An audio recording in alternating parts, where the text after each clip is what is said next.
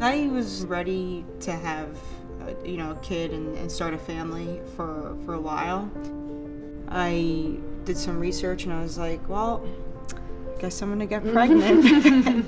It's definitely something I never thought I was gonna do. I never really wanted for myself. I always thought like my partner was gonna do it or I was gonna adopt. Yeah, it was very crazy because from day one she was like, no, I don't want to get pregnant. I'm not doing that. No. And then one day it was like, I think I'm gonna get pregnant. I was like, you sure?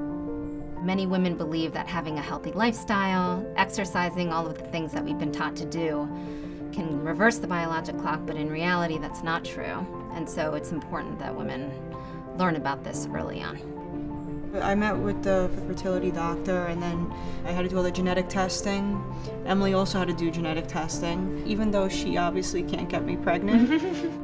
When two women come in and they have varying ages, age is usually the first discriminating factor that we use to help us figure out who's going to go first and who's going to go second. When we have both partners in the office, it's nice to do testing for both of them because sometimes the testing that we do can influence how they choose donor sperm, for example. So the same way that we would do genetic carrier screening for one partner, we would do genetic carrier screening for the other partner because now the sperm banks have genetic carrier screening. We do advocate doing ovarian reserve testing, which is a way of looking at egg number for both partners, regardless of their age.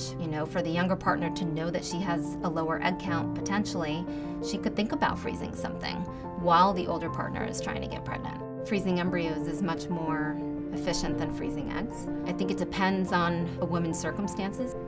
It was kind of understood that she would go first because she's 35 and I'm 25. So it was kind of done like with my career. Yeah, I'm just starting my I'm ready to go out to the pasture. Yeah. She's just starting. Yeah. But I don't think it became reality for me until it started happening. I think it's also useful to open up a discussion about who would carry whose egg. Is that something that they're willing to do? Exploring kind of outer limits, thinking about, is donor egg an option? Is donor embryo an option? Is adoption an option? A very honest discussion about how far couples are willing to go to actually have a pregnancy will help shed some light on how to move forward. We bought sperm from the same donor so that if she decided to carry, they would still be biological, brother and sister, brothers, sisters, whatever. They would still have some characteristics and things like that together. We do something called intrauterine insemination, or IUI, which is also known as artificial insemination. This is where we take a sample of frozen sperm that's been sent by one of the sperm banks, and we thaw that vial, and then we place the sperm sample all the way at the top of the uterus, where it has the highest chance of success. We did do some IUIs that didn't work, but also I have a fibroid on the left side. So the first 2 times the egg dropped on the left side, but then the third time the egg was on the right side, and then it took.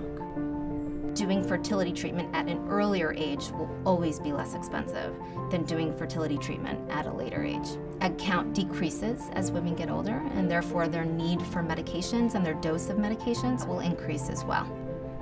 I wanted to become a parent because sometimes I would be home and I would just always feel like there was something missing, in my life. It's just a feeling that you just know that you want to do. I think it would just really complete our family and our life, and our parents are, so happy, and just to see them being so happy, it's like, yeah, all worth it.